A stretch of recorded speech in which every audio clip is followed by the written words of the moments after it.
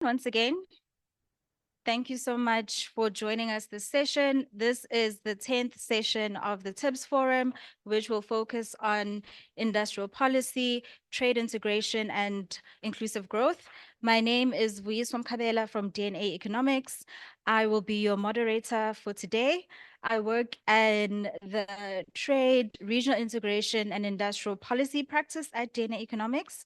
Today's session we will delve into how countries can harness industrial policy and trade integration to foster industrial growth. We will examine the successes and the challenges of various industrial policies and explore the role of regional trade agreements like the AfCFTA and how industrial policy and trade. Our speakers who are with us here in person and online. I am excited to have these panel of speakers with us today who have a diverse perspectives and a wealth of experience. As a form of introduction, in person, we've got Canicio, who will be presenting. He is a senior lecturer at the University of Namibia.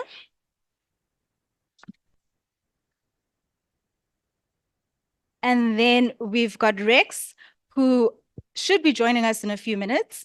And he's a postdoctoral fellow at the SARCHI chair at University of Joburg, as well as Wade, who will be joining us online, who is a lecturer at the University of Namibia. And then we have Charles, who will be joining us online, who is a development economist. And then lastly, we have Freeman, who's also a postdoctoral research fellow at the SARCHI chair. Okay, so while our technician is assisting us, I'd just like to make a few points. I'm hoping that this session will be very engaging. We've got a lot of presentations with a lot of interesting case studies looking at industrial policy and regional integration as well as inclusive growth. So I'd just like to encourage everyone here to have an open mind, take in the perspectives and the insights from our speakers, jot down your thoughts, and then later on we'll have a Q&A where I hope you can share some of your questions or even comments and experiences or any ideas that you might have. Just to take notes, our speakers will all have 15 minutes to present, and then we'll have the Q&A session. We are ready, well, I am ready to actually introduce the first speaker. So if you guys can just give us a second to put up his presentation, and then we will introduce him. Ladies and gentlemen, I'd like to introduce Canicio, who will be presenting his research on exports, imports, and economic growth, asymmetric trilogy in Namibia. Do African regional trade blocks matter? Canicio, we're just putting up your presentation, and then you can begin. Good morning. This presentation is just a follow-up from what I presented yesterday, where we are looking at the banking competition, banking efficiency, where we talk about regional integration on the economic side. Regional integration normally takes two forms. It can be economic integration, or it can either be monetary integration. But from the trade aspect, we start by a free trade area, we follow by a custom union,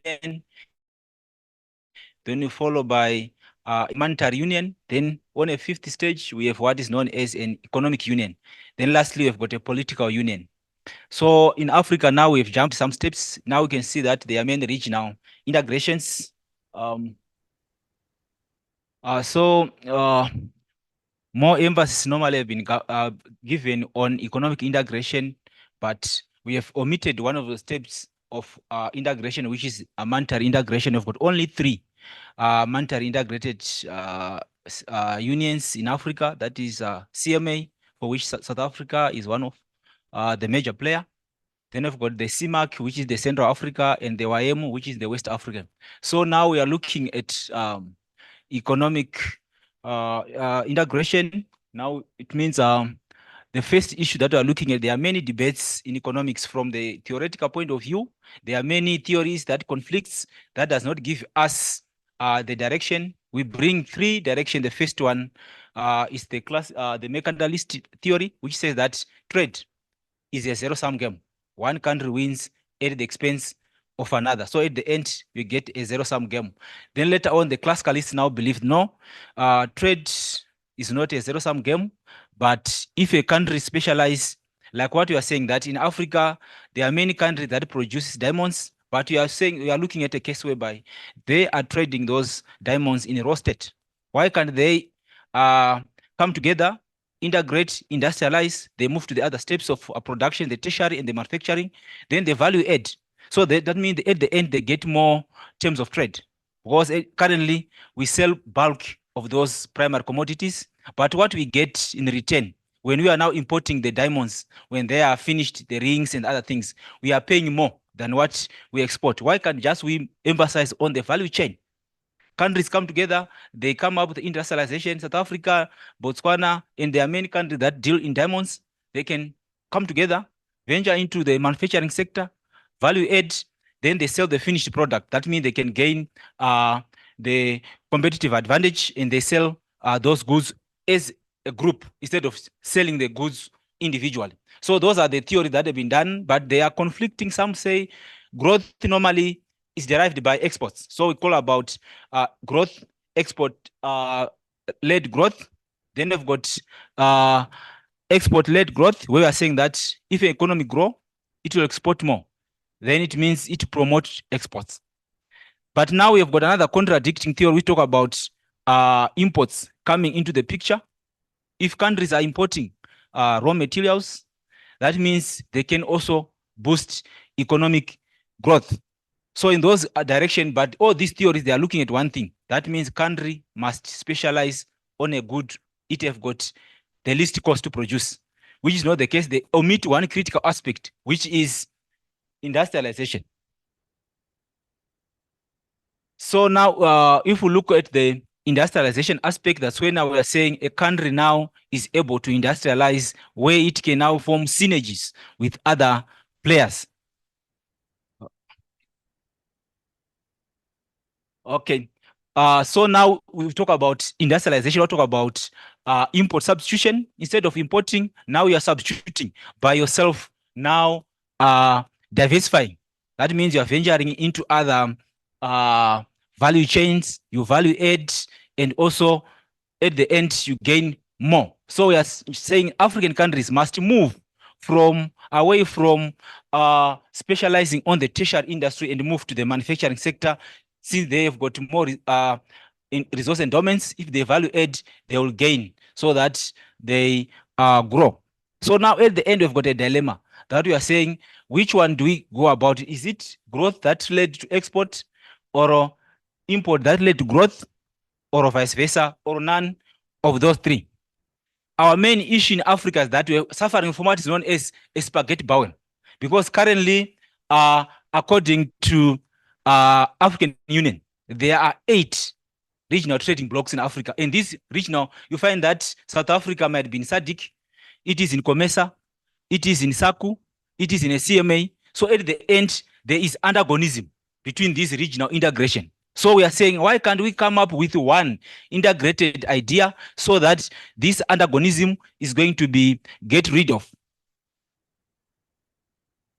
So the main issues that are there now is for Namibia is that we are looking at a case where it can look at an export-led growth, where we are saying now the exports are leading to growth, or vice versa, where now we are saying if an economy grows, it is able to export more, then in the end, it also promotes economic welfare for the world citizens. So now we have got now some stylized facts. So these are very, very interesting stylized facts that we've obtained from data on Africa. The first one we're looking at, even though Africa have increased its value of exports about $500 billion for the last decade, but you can find that its share of world trade is very low. For example, in 2018, the share of Africa's exports is 2.5. But if you look at the population that Africa have in the world, it have got 17%. Then again, Africa is only exporting primary commodities. And they are now going, for example, if you look at West Africa, they sell cocoa to Switzerland. When they buy chocolates, they are going to buy them at a higher price than what they are exporting the raw material at. That means they are just one exporting labor. Other countries are just going to more employment in their country just to value add for the raw materials that we have. So we are saying, why Africa can't try to come out with regional integration where countries specialize? If you are in cocoa, countries come together, they come up with a manufacturing sector where they can now specialize in value adding in those goods. Where they're in diamonds, they also do the same. So that means that regional integration is able to move Africa from primary production to tertiary, then manufacturing, which are higher value added sectors. Then again, we've seen that intra-African trade, very, very worrisome. Inter-African trade is very low. We can see the share of inter-African trade between these many blocks that we have, about 8, which are currently operational in Africa. 15% is done within those, as compared to other regions. For example, North America, it's 54. Asia, it's 60. Europe is 70%. You can see that Africa, they are not trading among themselves. That means they are trading individually. That means they are being taken advantage of. They cannot compete at that level because they are more fragile. They are not combined together, although they've got higher capacity to produce. Then now we are looking at the question, why Namibia?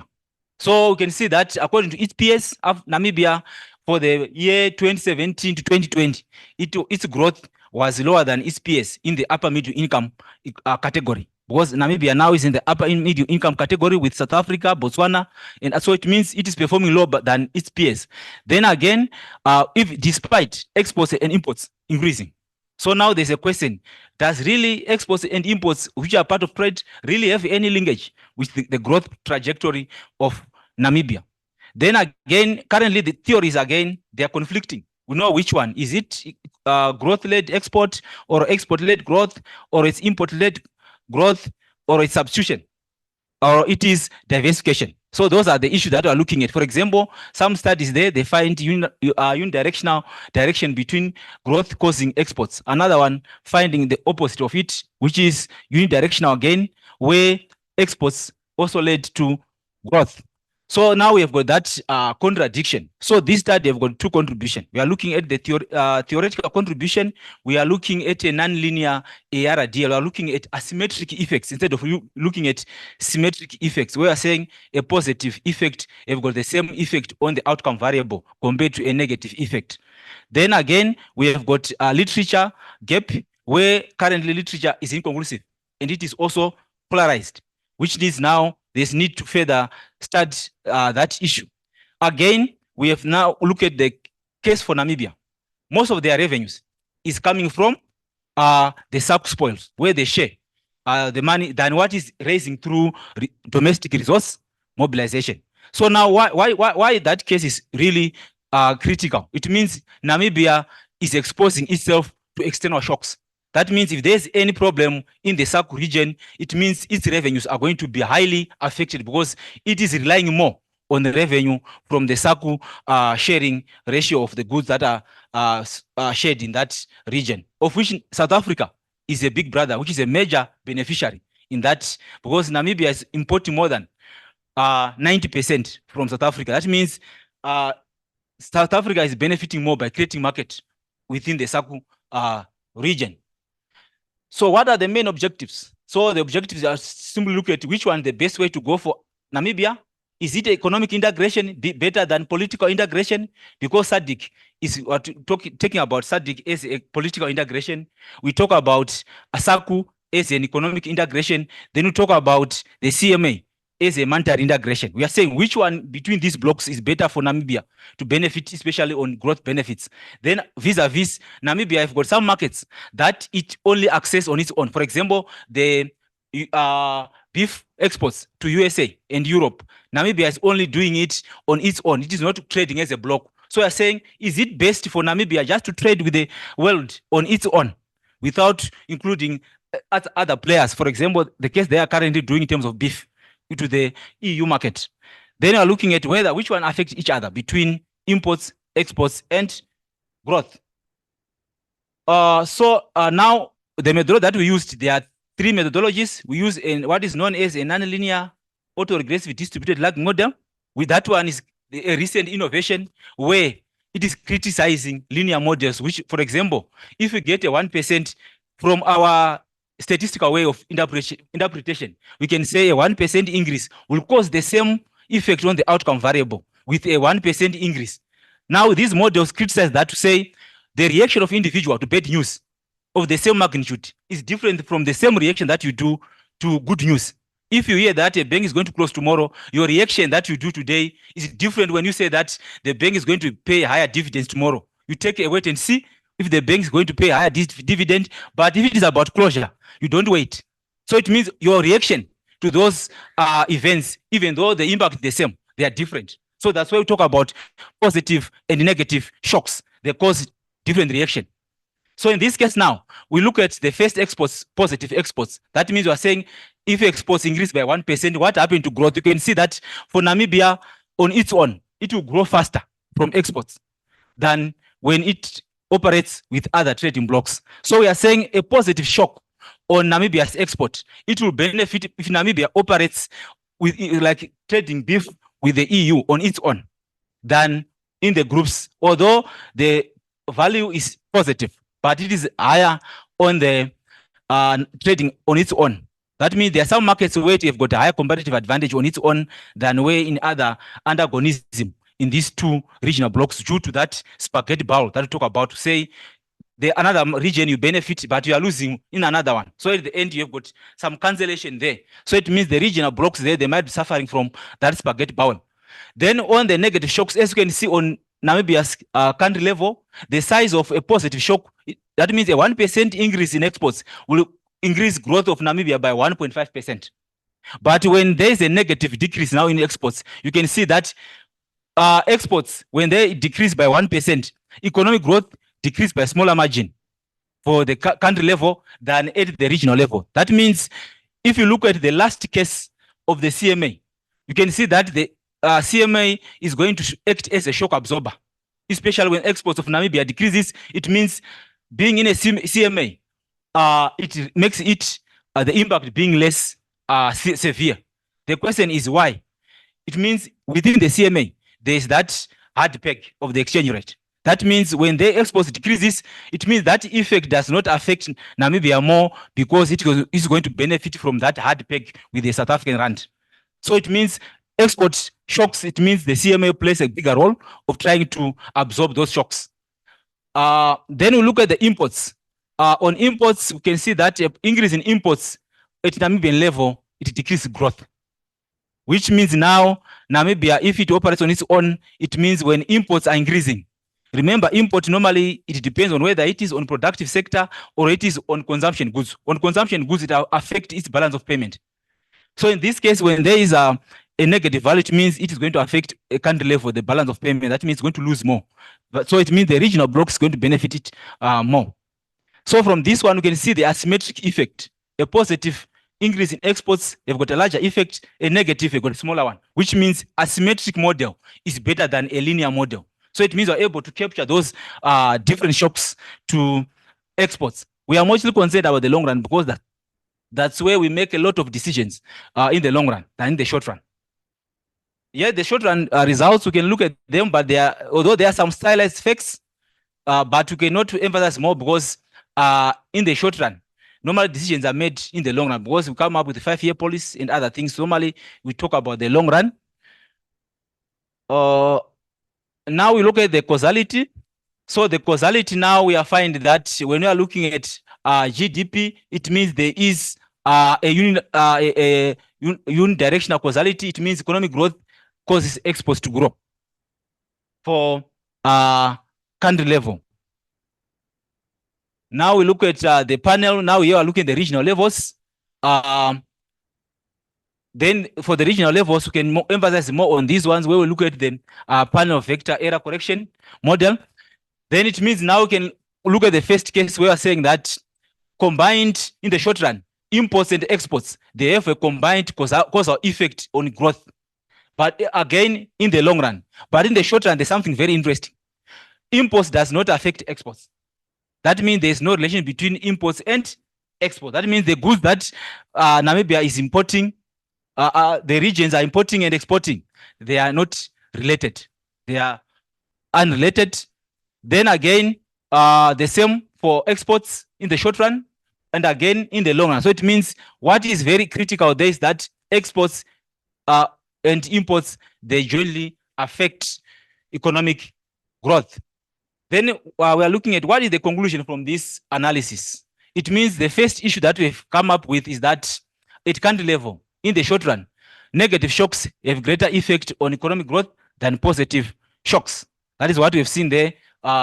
Then the second conclusion is that in the long run, economic integration, that is the circle, yield highest growth benefits, followed by the monetary union, and lastly, the political union. That means Namibia benefits more from the SACU region than in any other regions that it is operating. Then again, we find that monetary integration is the best export-induced growth shock absorber. So it means being in a monetary integration enables a country to absorb shock. When there's a negative effect, it means it is able to benefit from its peers. Then another one, find that at the regional level, increase imports inversely related to growth. Then at the end, we find that in contrast, negative shocks increase growth with country level being the largest. Then what are the policy implications or a recommendation from this one? We are simply saying that increase in value and trade between addition SADC and SACU especially leads to unfavorable terms of trade. We have seen that the benefit that Namibia gets, especially on exports on its own, is better than in the regional bloc. So it means why? The main issue is that the goods that they are working with within the region, most of them, they are manufacturing. I think we've shown that the share of the goods that Africa trade among themselves, luckily, they are trading more on manufactured goods. So we are saying, why can't they specialize on those manufactured goods and try to trade between themselves than exporting them without being value added? Then again, we can say, I can recommend for policy reforms to promote regional trade. That's why we are moving to ATF now, which means it is better because trying to override some of the complementarity and substitutability within the regional blocks. Then again, we find that there is need to monitor external factors since it gain more from SACU revenues. That means Namibia is highly exposed to external shocks. If there's anything that happens to SACU revenue, it means Namibia is going to suffer a large growth. I think I've seen that during COVID, Namibia's economic growth decreased by 8%. That means the revenue from SACU was decreasing by a greater margin during the COVID period. And until now, Namibian government is trying to recover from those losses during the COVID era because the amount of money that they were getting from SACU reduced by the greater margin. And their domestic resource mobilization through taxation, they are not really high. The main issue that most of the firms that are there are some which are informalized. So again, to escape the evidence of stronger substitutability over complementarity, we have seen that there's a lot of substitutability within trading blocks. They are not complementing each other.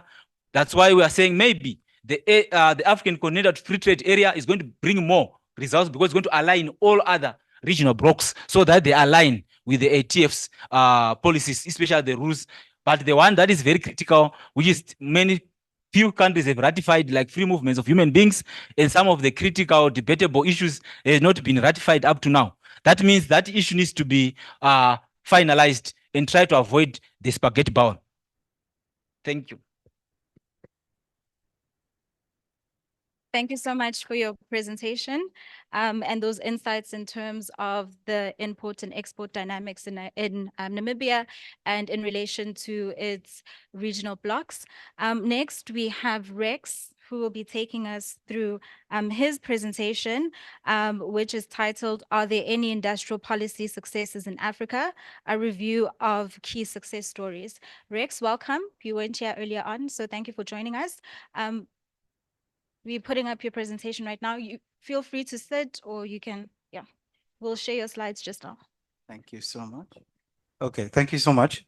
And greetings to everybody here. It's nice to be back at TIPS here for this year. All right. Together with the senior colleagues at the SARCHI Industrial Development in UJ, we put together this study of industrial policy successes, in quotes. And this is just a snapshot of some of the key success stories. Before I continue, special thanks to all of my other co-authors listed here. And then also the SARCHI Industrial Development is yes, it's based at UJ. It's particularly focused on industrial development, issues of innovation, and issues particularly related to structural development and structural transformation in Africa. You can find more about the program and the contents and the people who work there online. We will work through this outline. I'll go through this outline.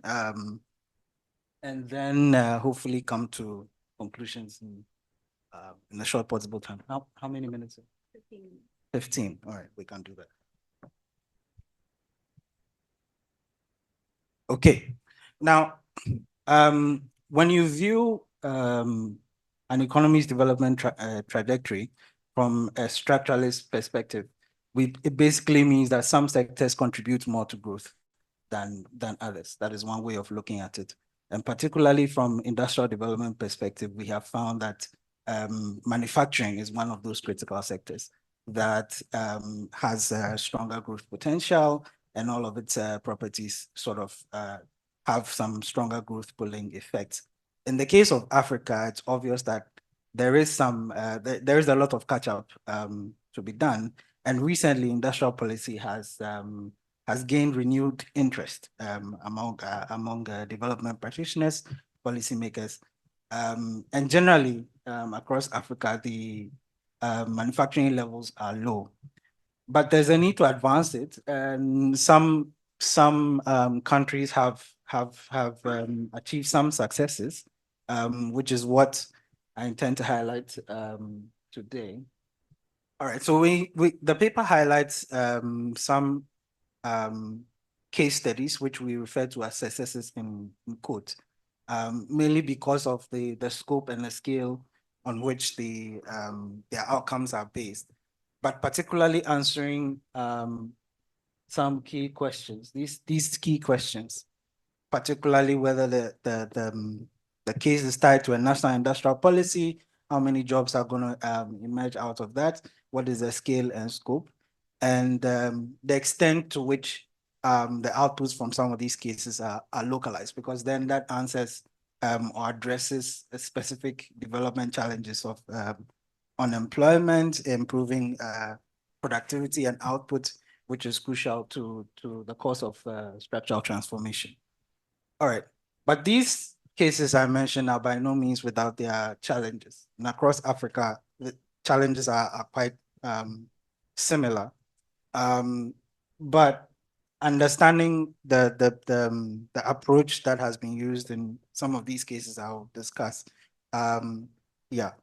depends on the successes of small, medium, and large enterprises, because they form more or less the building blocks for the success of some of these programs.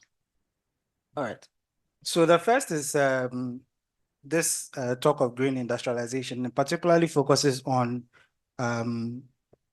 Uganda's solar bus manufacturing industry, which is tied to the country's national development plan, which was targeted at adopting electric transport.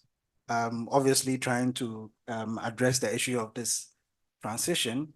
It's an emerging industry, but they seem to have done so much already. Launched in 2016, the bus project is managed by a corporation in partnership with the government. So the government realizes the importance of this, puts in enough seed funding to kickstart it, and the facility, is able to, has the capacity to produce 5,000 vehicles, but it's still ongoing. The buses are locally assembled, and the opportunities here is that having this type of local assembly, creates forward and backward linkages with local industries and businesses in the Ugandan economy in a manner that can create direct and indirect employment for for people in Uganda. The project is still ongoing, and so far an average of 1,000 buses have been assembled per annum, but they are going to increase the number, and they have the opportunity to also bring in innovation and introduce new products that meet the needs of the Ugandan people. Next to this is this issue of agro-processing, which is particularly was initially developed by the AfDB, but it's tied to particular national industrial policies of each country, right? So the AfDB set up this special agro-processing zones program, but works directly with the specific countries in terms of implementing them directly. So Nigeria's agro-processing program is the largest, and that's tied to its agri transformation agenda. Senegal also is part, and it has the Emerging Senegal plan and as its core development plan. But there are definitely several other countries who have infused this agro-processing zones program into their national development plans. I've listed several of them here, as you see.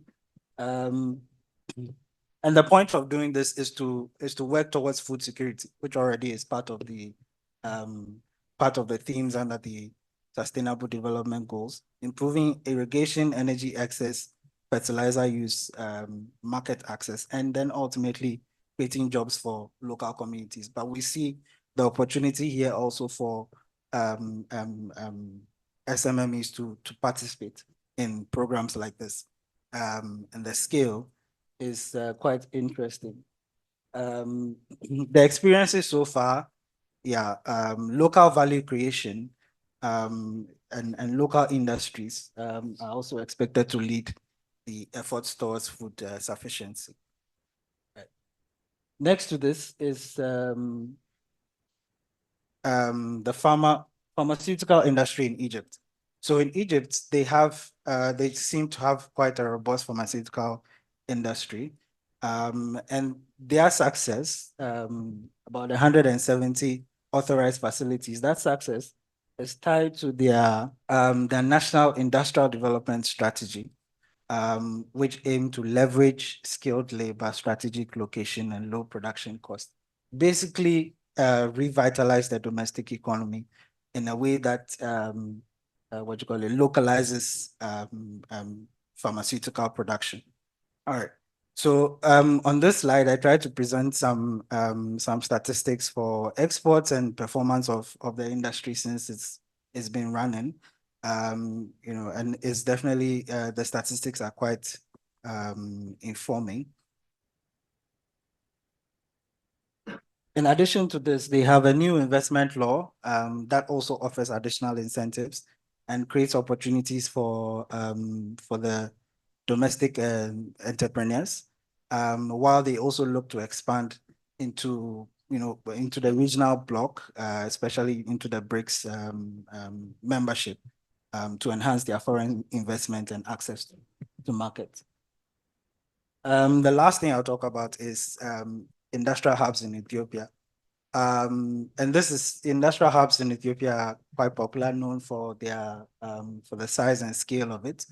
And the purpose of it is to make Ethiopia Africa's light manufacturing hub, right?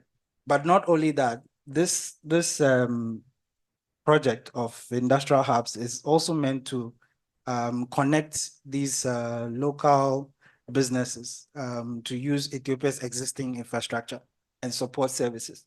They already have a well-established Ethiopian Airlines. They have other infrastructure, railways, telecoms, and all of that. And there are key government institutions that are the center of it that help to manage and regulate these parks as efficiently as possible. There are also special credit facilities that they offer for youth, women, and domestic investors in a way that can attract more people into this entrepreneurship, and there's also additional support from the Development Bank of Ethiopia.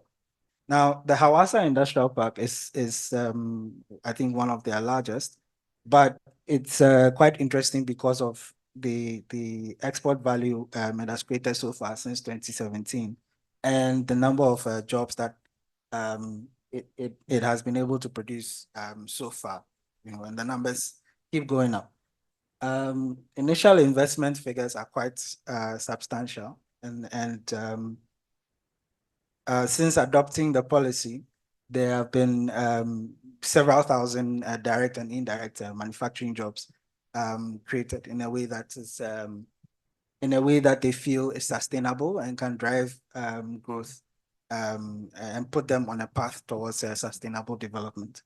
Okay, so looking at all of these cases, yeah, we refer successes is, yeah, it's we can put it in quote, even though some of them are still in still in the process of being developed.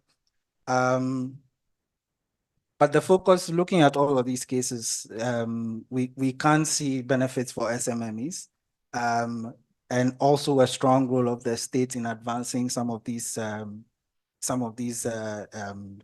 programs or policies.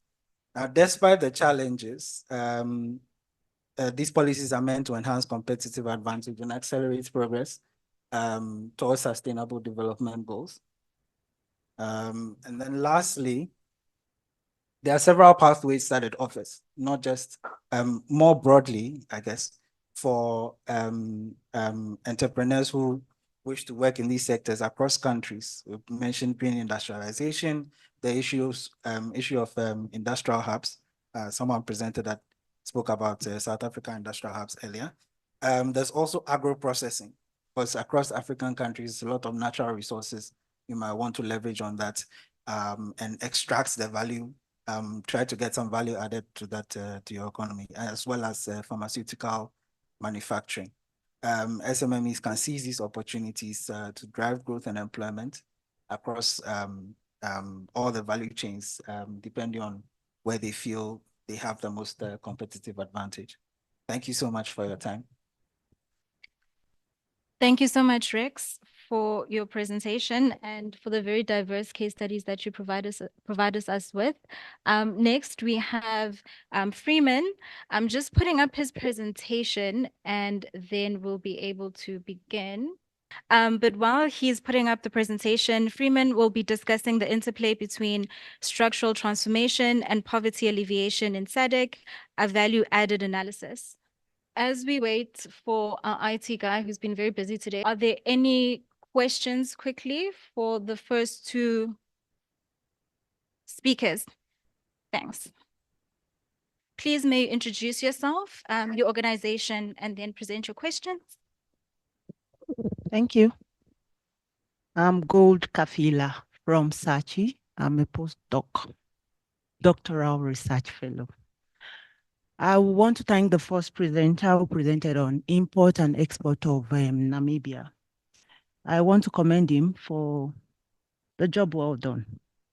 However, I will want to ask some few questions and give him way forward on what to do, what I feel should be the way forward for Namibia to project their trade.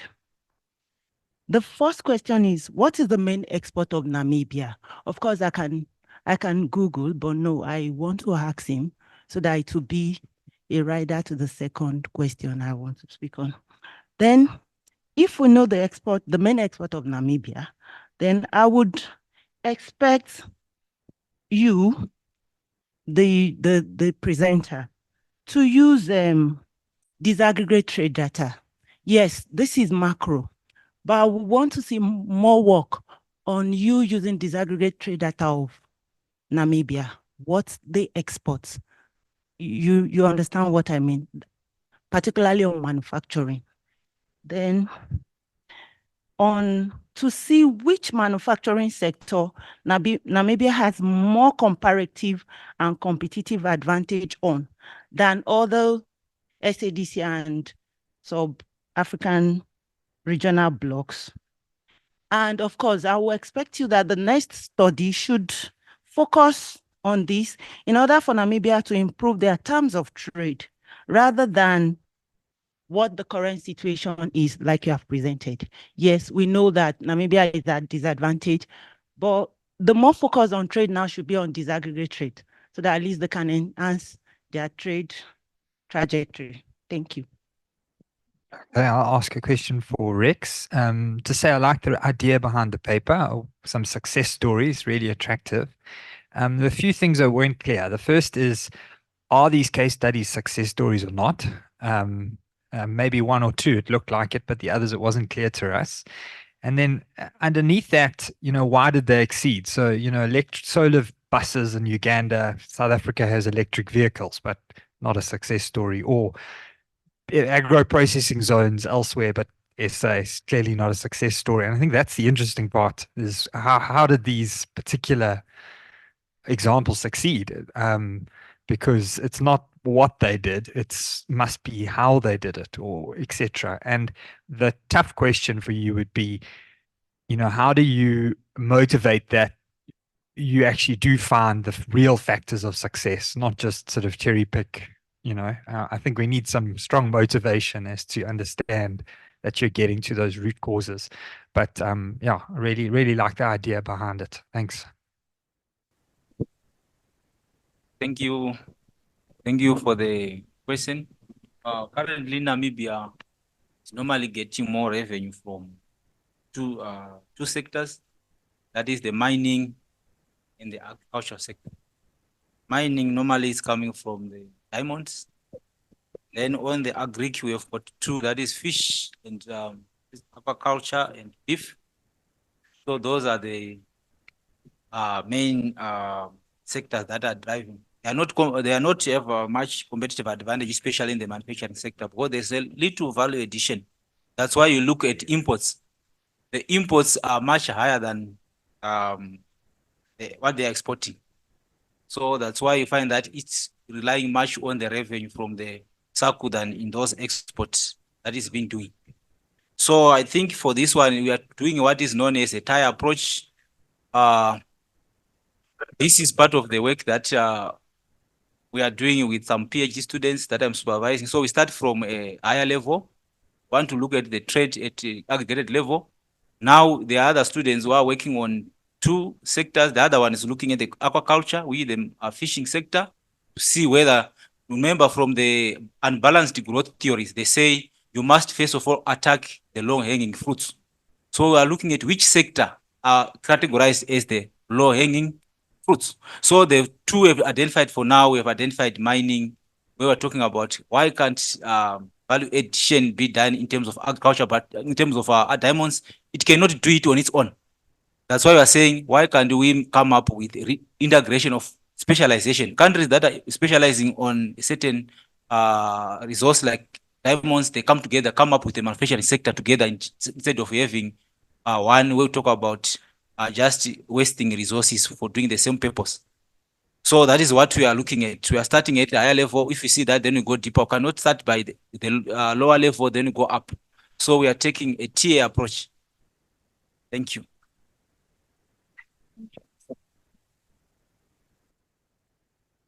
All right, thanks, Justin, for your questions. I do see a similar theme among the last two. So let me just, so we think that well, these ones I've discussed. There are others which I couldn't, for interest of time, but we think that they are all successes. And the motivation here is looking particularly at how these case studies can improve or reaffirm existing linkages within manufacturing sectors in these economies, forward and backward linkages, and also the scale at which they are implemented. Right? Obviously, success is a very relative term, which is why I initially said it could be put in quote. But in terms of our motivation, we look at these projects as having the potential to be scaled up even more than what they are now, also initiated by the state and the investment made by the state in the beginning. Because, a government can go to an external organization and say, we are doing this particular project for this reason. but these ones stand out because they are sort of led by the government's public sector, whether there's external funding or not, and they give the opportunity to establish linkages within the domestic manufacturing sector in a way that improves manufacturing output and employment in these economies. Thank you. Thank you so much, Rex. I think it is important when we look at case studies, we think of the context of those case studies and what we can actually draw from them and what won't apply in other areas. We're still having technical issues, so apologies for the delay in terms of the following presentations, but not to waste time, there was a hand up here earlier on, so we'll take this question and hopefully this is the last question for just now. Yes. And then we will carry on with the presentations. Please introduce yourself and your institution and then the question. My name is Tembegile Mlangeni from the TIC. I agree with the lady over there to say that the first presentation on Namibia would need to be a bit detailed. What I haven't found is what does it mean when you say when Namibia is trading on its own? What do you mean when you say when Namibia is not trading as a bloc, it's operating on its own? So I think before you give us the results, you will have to tell us what does it mean? Does it relate to manufacturing on its own, or does it mean being part of SACU or SADC such that it's not part of the common external tariff? Does Namibia, your assumption is that when Namibia negotiates its own agreements such that it has a tariff that is different with the partner countries than what it has now? And also their import tariff is different from what it has now. And also you've mentioned that manufacturing and agriculture, that is where they are stronger in, but that would then require you to tell us what you have assumed to say that from the revenue pool during COVID, there was a decrease. And would Namibia have done better if it was operating on its own, if it was not part of SACU? So we would need to find out what Namibia would have received from its imports charges compared to what it has gotten from the revenue pool, the share that it has gotten. So you would require to disaggregate your study so that you make a comparative analysis that we would understand. But firstly, we need to understand the assumptions that the model is based on. That is what we didn't get very clearly, the assumptions of when you say Namibia trading on its own, what exactly do you mean? Thank you. Thank you so much. Okay, thank you. You know, when you are presenting, the panel, we don't go deeper into the econometric aspects. We don't want to scare our audience. So we try to make it simple and straightforward. So I think when we talk about, if you go to the nitty-gritties, it becomes more complicated for the audience. When we talk about trading on its own, we are saying how much Namibia is trading with non-African countries, with which countries which are outside the bloc in which it is. So it means in that case, we are saying it is inter. It will be like we have got intra-trade and inter-trade. So intra, we are saying if you are how much trade is being done within a regional blocks when Namibia is a member. That data is disaggregated from how much Namibia is trading with other countries which are not in that regional block. That is what we are talking about. So in that case, the data is already different. It's not the same because we are looking at data within a region where Namibia is a member in SADC, SACU, and if you trade in other countries which is not in those regional blocks, we take it as it is now trading on its own. It's not now inter-trade. So we are trying to see which way to go. So then we've seen that when Namibia is trading within a block, that's why you see on exports, it is benefiting more. But on imports, it is now losing in terms of the exports decreases. It benefits more by being a member, especially in the SACU because of the exchange rate stability.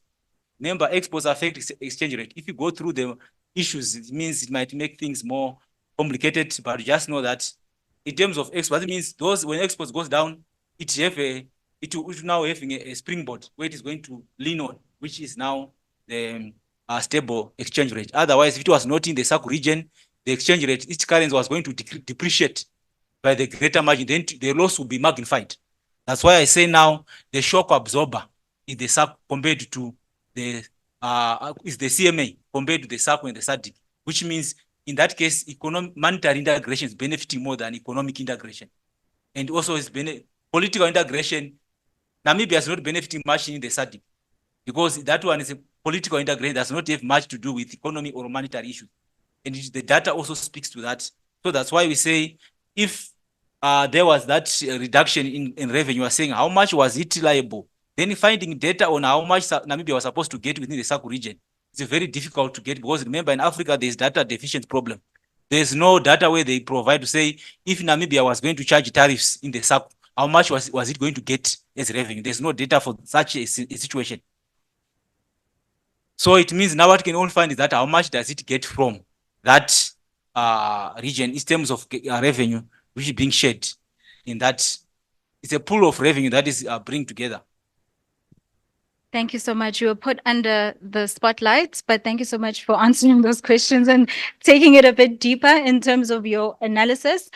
So we've got the presentation up in the room. I'd like to apologize to our participants online. We're still working on sharing the presentation across both platforms.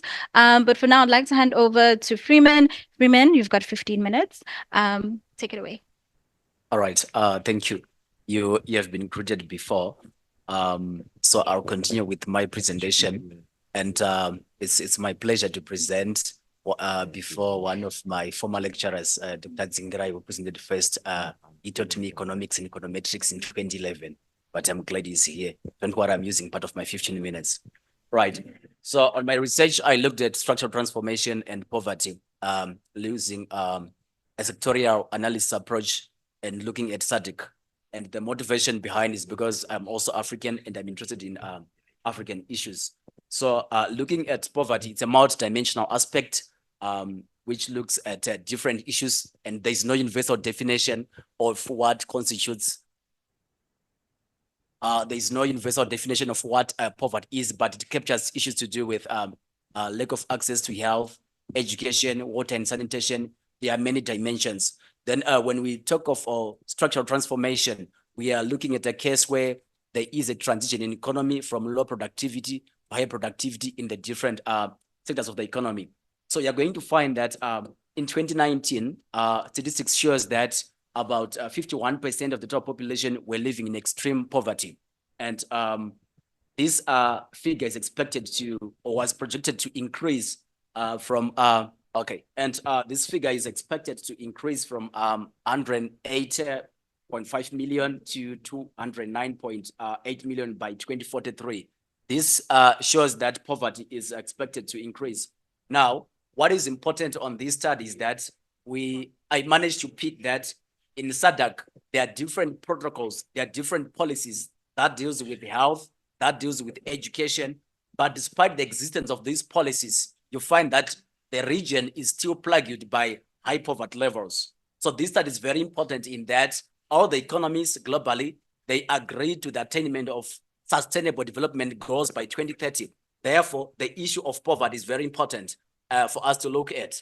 Now, on the objectives, so the first objective is to look at the relationship between the two, that is structural transformation and poverty. Then in this study, I also aimed to preview and describe the trends within the manufacturing, the agricultural, the industrial, and the service sector. Why? Because I'm using a sectorial value analysis added approach to carry out this study. Then in terms of the theoretical literature, the study uses the Lewis growth model. I'm not going to explain it in the interest of time, but I'll allow you to, I'll give you an opportunity to read probably a full article once it is published. That is if you are going to read it. So I'll skip that component. Then on the empirical literature, since the study focus on the agriculture, research has shown that the agriculture is also important for poverty reduction, because from the agricultural sector, we are able to get food. So we are looking at issues of food security. But however, you are going to find that there are challenges which affect the agricultural sector for it's effective to deal with poverty. For example, if you look at issues of floods, like the recent cyclone, it affects the efficiency in the agricultural sector. So you find that different scholars have noted that the agricultural sector is important, but others, they've noted that the sector may not be very efficient in poverty alleviation. And also, if you look on the role of the manufacturing sector, you'll find that there are different views or mixed opinions in that. Others, they view that it is very important because there is job creation. And when people are employed, they get incomes, and the level of poverty is somehow reduced. Then also on industrialization, on its effect on poverty, you find that there are also different perspectives from different authors. Some, they believe that there is a positive effect on poverty reduction, while some believe that there is a negative effect. And the same applies also in terms of the service sector in as far as poverty reduction is concerned. Now, when we go to the methodology, the study uses a panel autoregressive distributed lag model. I did not include any equations and econometrics because I know there are some participants who are allergic to that. So I try to run away from those aspects so that we make it simple and straightforward. But if you want those things, definitely they can be provided. So as I said before, we are using a sectorial analysis, which means that we look at the agricultural sector, that's one. Number two, the manufacturing sector. Then number three, the industrial sector and the service sector. So on the results, the first one, you can move next. It shows the HDI trends. We used the HDI, the Human Development Index, to measure poverty. Why? Number one, it has got more data that is available for the periods from 1990 to date. And it also captures issues of human development. That's why we have to use it. Now, to simplify the graph for you, you find that bulk of the countries in SADC, they are still plagued with high poverty levels. And this poverty manifests at regional level, country level, even at individual level. I'm going to move to the AVA, then I will go to the other results as well as the policy implications where the most issues matter. So in terms of the agricultural value added sector, you find that there's been a decline in this sector within the sub-Saharan, within the African sector for the period of 1990 to 2022. And that decline could have been caused by the inefficiencies in this sector caused by floods, pests, and other causes. So you find that the sector is not really performing very well as there was a decline. And when we go to the service sector, you find that the performance of the countries, they're almost similar. Of course, there are some fluctuations on some of the countries, but the region also is not doing very well. Why? When we look at its performance, we would think that the performance of the sector should ultimately benefit in poverty reduction. How? For example, if the sector is performing very well and there is tax that is obtained, we should think that the tax should be used for social security measures. So the effect of each sector in poverty reduction should be in a non-deterministic way, where you find that the proceeds should be channeled to solve the problems the poor people are facing. So that is the SVA. And then the MVA, you find that also it's very low. This is the manufacturing value. It's very low within the region at large, where you find that it's less than 40% for the period in question. Now, on the industrial value also, you find that there is slightly better performance as to the MVA, but all the countries, they face different fluctuations. And you find that some of these fluctuations, they are caused due to the issue of COVID, which affected different companies and also the different sectors. Now, on the results, on the short run, I realized that the agricultural sector and the manufacturing sector, they had a positive effect on poverty reduction. And what does this mean? It means that in the short run, it is very important for the African region to put its focus on improving the efficiency in the agricultural sector. We cannot do away with it because we also get some raw materials which are necessary to provide other sectors of the economy. Then the manufacturing was also found to be very significant. And when it has got a significant impact, it shows that if there's a 1% increase in the manufacturing value added sector, it leads to a 9% increase in the HDI. So when the HDI increases, it shows that poverty levels, they are reducing down. Then I'm going to explain the long run results. As said by the previous speaker, our focus in terms of policy should be on the long run results. So you find that on these results, the agricultural value added sector, the AVA, is a negative effect on HDI. This means that the sector leads to an increase in poverty. So what does that mean? This can be explained from the perspective that the efficiency in the agricultural sector can be caused by improved technology. So when we have got more technology, that may lead to job losses, because if, for example, you had a combine harvester and you buy a new combine harvester, you may need to lay off the next 200 workers. So we will have achieved efficiency in this sector, but you find that also on the part of the labor that we have been affected. So the service sector and the industrial sector also had their positive values, which shows that they are very useful in terms of poverty reduction. Now, one key finding which is very important is on the manufacturing, where you find that it had a negative effect. And on this aspect, it shows that the effect will be on it will lead to an increase in poverty. Now, how does the manufacturing value added sector leads to an increase in poverty levels? You are going to find that we can have a manufacturing sector expanding, but as it expands, you find that it can be associated with negative externalities. Now, as we defined first that poverty, we look at it from a multidimensional perspective. So, for example, even in South Africa, we do have companies that are producing very well, but there are issues of high pollution. High pollution, we've got diseases. And when you look at poverty, we are saying that people, they do lack access to a healthy life. So from that perspective, it can lead to high levels of poverty. Secondly, we can have a manufacturing sector booming very well, but you find that there are poor working conditions. And also, a key thing to note is that an efficient manufacturing sector does not always lead to high wages and salaries. That's why you find that people, they complain that the companies has got profits, but us, we are getting peanuts. So, and as well, this explains the phenomenon where you have the people who are working, but very poor. So these aspects, they explain why you can have the manufacturing sector adversely affecting also issues of poverty. And another important aspect is of environment, where you find that some companies which are in the manufacturing, they discard their waste, not using the proper ways. And this, they affect people differently.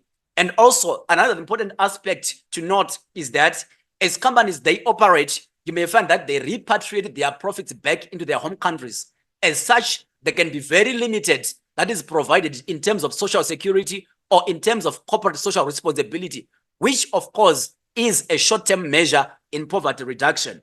Now, as we go now to the policy recommendations, the first thing is that as the SADC or as African countries, we need to have robust policies which are aimed at solving the current problems. For example, if you look at the time of COVID, you find that it was a rude awakening for a lot of governments where we need to develop our own systems. So the policies that are supposed to be designed or implemented, they must be resource-based.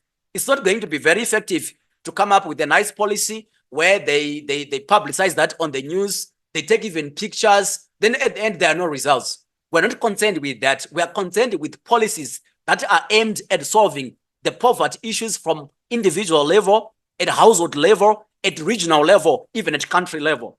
So that is the first important aspect. Then the second issue, which I would recommend, is the issue of modern technology. You're going to find that currently, for example, many countries like China, they are leading in the production of electric vehicles. This sector is technologically intensive. And also some countries are producing green hydrogen. So there is need for African countries to upgrade their technology so that we also gain in terms of some of the jobs which are going to be created. But as mentioned earlier, we need to take into consideration that technology can lead to some job losses and also job creation.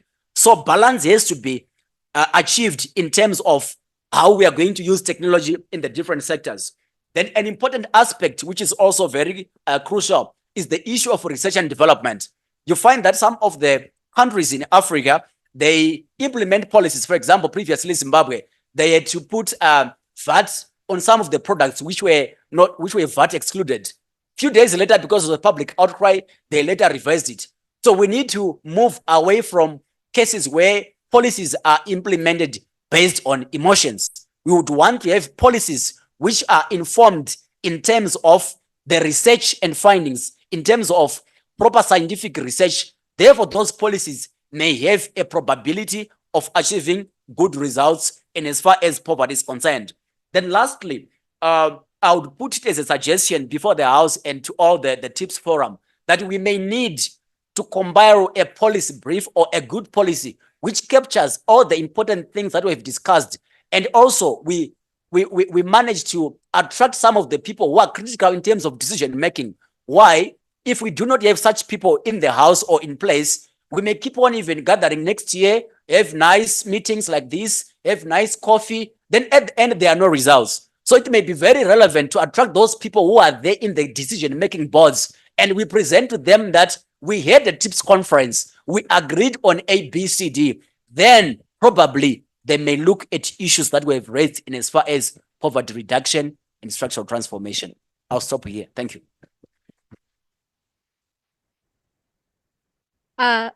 We'll take questions at the end. We just have one last speaker who's online. Freeman, thank you so much for that very strong suggestion. So we have our final speaker for today who's joining us online. Charles, can you hear me? Oh no, she's not here. Okay. Yes. So Charles will be sharing his screen with us. Hopefully it works, technology. Yes, I'm getting. But he'll be talking about the AfCFTA and global trade in Africa. Thank you, Prof. Good afternoon. I'm Charles Turay, actually, and from the University of Cattolica, Santa Croce, Milan. I'll be presenting on the topic African Continental Free Trade Agreement and global trade in Africa. My research is very much unique, most especially it exploits the African Continental Free Trade Agreement, emphasizing on African regional and global integration, its potential impact and linkages. It further exploits the integration in Africa, its political transformation, and reasons for failures. It examines the challenges and opportunity for strengthening regional and global integration. Furthermore, it examines the institutional framework set in compliance with intertrade facilitation measures, the expected benefits, potential solutions, and policy recommendations. It also examines international trade policies and the formation of threats with its political dynamic in global power relationship. And lastly, it exploits the African industrialization and special economic zones, which I think I would have to delve in detail. Notwithstanding, one of the contributions of my studies is actually to drive African industrialization and economic diversification. It further broadens economic inclusions and guide policymakers towards maximum benefits. Notwithstanding, it stimulates domestic production and value addition, mostly in the agricultural, manufacturing, and the service sector. It boosts intertrade, eliminating the effect of tariffs and non-tariff trade barriers, which are fundamental impediments. And also it fosters growth and sustainable development, thereby creating poverty for youth, inequality, and also in the achievement of the implementation of the 2030 Agenda for Sustainable Development and the AU Agenda 2063. Of course, we all are aware the current trading relationship between developed and underdeveloped economies has served as a source of anti-development, which have merely perpetuated our dependency syndrome. Notwithstanding, to take effectively the advantages opportunity by trade in an open global market, developing country has been constrained on two fundamental fronts. One is at the trade negotiation of ensuring that issues pertinent to them make it onto the agenda, and that favorable arrangements are secured. The second point is putting corresponding domestic policy environment and support systems to develop efficient and market competitiveness, which is necessary to exploit the opportunity offered by trade. We're all aware African trade has expanded within the African geographical space.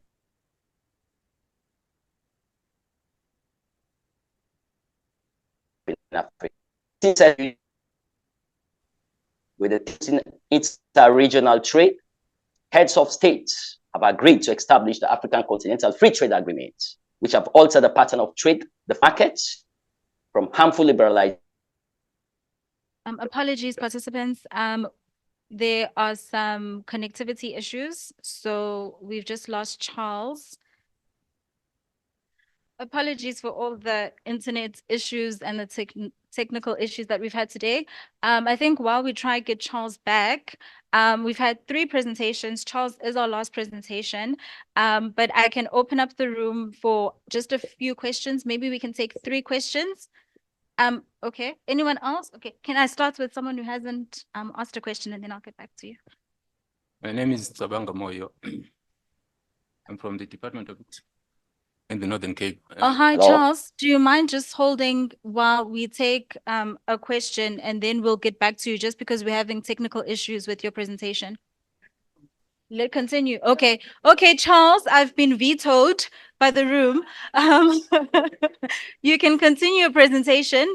We were on the slide that speaks to your background to the study. Okay, just as I said, on the 18th ordinary session of the AC held in Addis Ababa with the theme Boosting African Trade, of course, heads of state have established an agreement to alter the patterns of trade flows, protect our domestic market from harmful liberalization, and also to defend producers as well as promoting the regional integration. Of course, the ACP actually creates a single market for promoting industrial development, socioeconomic development, and also boosting the regional integration of intertrade. It also lays the foundation for promoting African trade competitiveness. It links with the hope that Africa trade has been promoted within the African continent, and thus improving the opportunity for export to the rest of the world. It accelerates the realization of the Abuja Treaty, which is geared towards African Economic Community, and also correct some of the anomalies in continental trade and trade patterns to reinforce African resilience on the economies of developed markets. Of course, since the establishment of the WTO, the ACP has been one of the largest free trade area in the sub-region, which have encompassed 1.2 billion people, over 4 trillion. It has now been a trade agreement that has been ratified among 54 African countries, with the theme creating a one African market under the EU Agenda 2063. Having a critical look at the patterns of trade prior to the establishment of the free trade agreement, African traders and rulers have established a trading relationship with other regions. So as we are quite aware, African economies and trade has become structured in such a way that they serve as suppliers of cheap labors and non-value products for raw material to their colonial powers. These have rendered African economies to be marginalized and become impoverished, which have resulted in one-sided dependency that remain on to date. In reality, that spurs fairness of further marginalization of Africa, and it also serves as a new entry point for more active market integration. However, domestic policy environment, such as industrial policy, special economic zones, play a significant role in promoting the African Continental Free Trade Agreement. However, the establishment of this trade agreement have further altered the patterns of trade to boost inter-African trade, defend our markets and producer, thus promoting regional integration in Africa. It builds negotiation of the that composed of SADC, COMENSA, and EAC. The question here is why Africa needs to integrate. One of the reasons with regard to the vulnerability and market size, as we are quite aware, the market size determines your competitiveness. Furthermore, it drives African industrialization and economic diversification, which is very much crucial for job creation, reducing poverty and inequality. It stimulates domestic production and value additions in the various sectors, including the agricultural, manufacturing, and the service sector, which Africa has a comparative advantage and potential for innovation. Of course, one of the fundamental challenges faced with the establishment is with regards to the supportive policy reforms, which have been very much challenging, adequate infrastructure, effective institutions, and inclusive participation. Of course, the ACP is not a panacea, but actually as a tool to advance African development agenda, if implemented strategically. It serves as a dialogue or as a dialogue platform and cooperation. Thus, the needs for strategic trade and industrial policy framework is very significant in driving regional integration in Africa. One of the impacts is boosting inter-African trade, harmonizing supportive industrial development and structural transformation, promoting competitiveness for African farms, thus facilitating the global value chain integration. It fosters inclusive growth, thereby creating and advancing the implementation of the 2030 agenda. Notwithstanding, competitiveness in the wake of global challenges has been an indispensable requirement for market success. It's a critical factor in the growth of income level and poverty reduction. Despite efforts to improve regional shares of global trade, statistics of the African regional reports has shown that African shares of the global trade remain less than 3%, as proposed by the World Trade Statistics. The share of the total world population remains very low. The share of export is the least among major continental regions.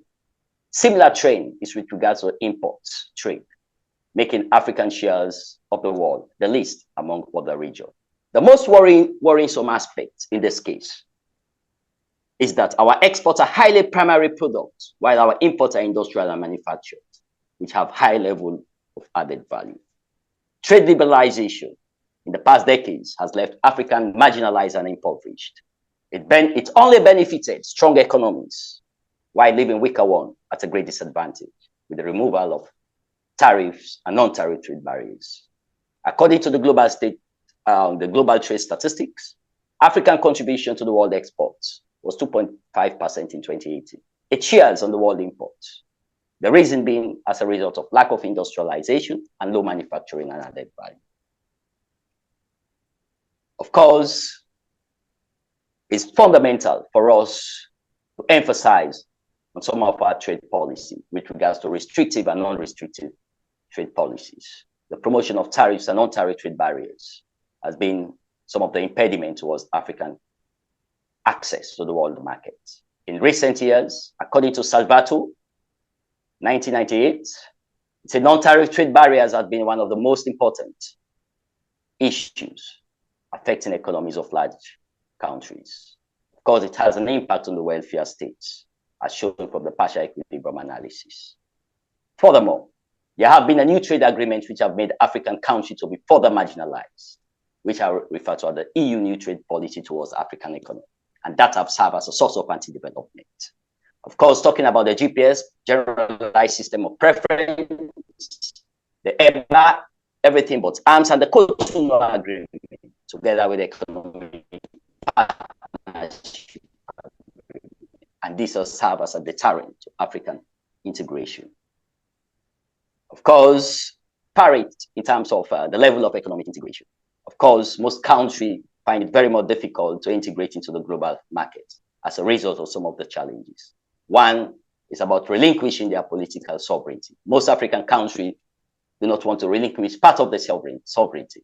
Another, of course, is the perennial trade barriers among various economies. It also serves as an impediment factors, political instability. All of these are deterrent factors towards economic integration in Africa. Ladies and gentlemen, it's based upon the various status reports from RET. It has shown that RET has made significant progress.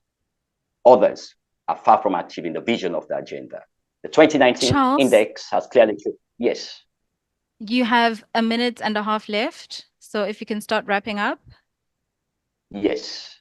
Of Thank course, you. it has clearly shown that our level of shares within the global market has been very much low, which is actually an evidence of regions having a very low access towards. Of course, key findings of my studies are in relation with respect to that. African contribution towards the world trade has not been improved. A review progress by RECT has clearly shown that there have less been an improvement in terms of the rate performance.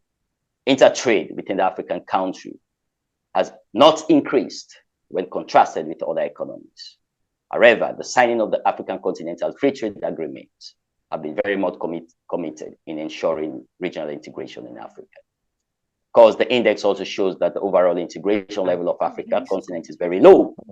Notwithstanding, theories has demonstrated that inter-Africa region and economies of scales have provided the basis for regional integration in Africa. The solutions to Africa economic integration require more than just a sound economic policies, but it requires sound political will, focusing on local markets, encouraging local production and consumptions for the flourishing local industrial development. Solution to low level of Africa integrations requires smart understanding of the dynamics of establishing a free trade agreement, focus on trade liberalization and macroeconomic variables for actual inflation against inflationary targets. My conclusion is that African economy should formulate economic policies around African continental free trade agreements. Secondly, concerted efforts should be given in strengthening institutions to ensure accountability and reduction in corruption.